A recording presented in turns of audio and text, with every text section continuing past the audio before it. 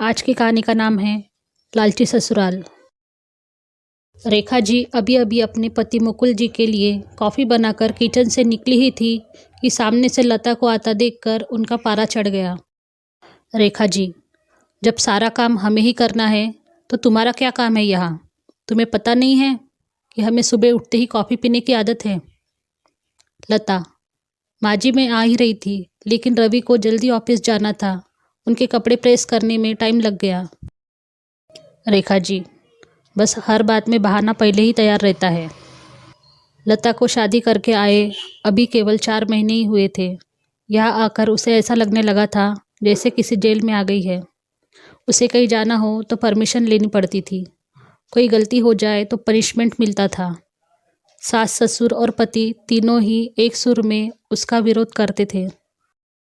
कभी कभी तो मन करता है कि यहाँ से भागकर अपने पापा के घर चले जाए, लेकिन पापा हार्ट पेशेंट है। यह सब उन्हें पता लग गया तो न जाने क्या अनर्थ हो जाएगा।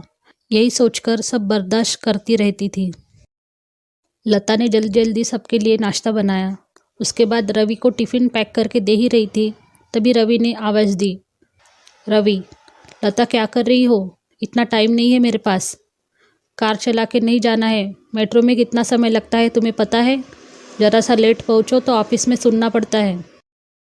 रवि की एक एक बात इस बात की ओर इशारा था कि उसके पिता ने कार नहीं दी थी, लेकिन अब वह सब सुन लेती है। पिता को कैसे बताए कि जिन्हें आपने उसका जीवन साथी चुना था वह पैसों का लालची है। एक दिन शाम को रवि घर आया तो उसने अपने पापा से बात की। रवि, अब मुझसे नौकरी नहीं होती। वो आपके पुराने दोस्त शर्मा जी मोटर पार्ट बनाते हैं। मैं चाहता हूँ कि उसकी सप्लाई शुरू करूँ। पापा, लेकिन बेटा उसके लिए तो कम से कम 10 लाख रुपए चाहिए होंगे। वो कहाँ से आएंगे? रवि, वही सोच रहा हूँ।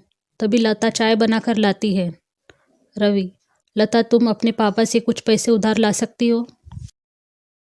लता, रवि मेरे पिता के भरोसे मत रहना। उन्होंने मेरी शादी करके अपना फ़र्ज पूरा कर दिया। अगर आपको नौकरी करने में दिक्कत है तो मुझे जॉब करने दो। दोनों मिलकर कमाएंगे। यह सुनकर रवि का पारा चढ़ गया। रवि, क्या बकवास कर रही हो? ज़्यादा जुबान चलने लगी है? लता, रवि मैं बहुत बर्दाश्त कर चुकी हूँ, इसलिए मैंने जॉब करने का फ़ैसला किया है। रवि, नहीं, हमारे घर में यह सब नहीं होता। तुम्हें जॉब करनी है तो अपने घर चली जाओ। लता, मुझे पता था आप यही कहेंगे। मैंने वकील से बात कर ली है। मैं जल्द ही तलाक ले लूँगी। यह सुनकर रवि और उसके पिता के हाथ पांव फूल गए। तभी रेखा जी वहाँ आ गई। रेखा जी, देख लिया बहू को सिर चढ़ाने का नतीजा? निकाल दे इसको घर से बाहर। लता, ठीक है, मैं पुलिस को फ़ोन कर देती हूँ।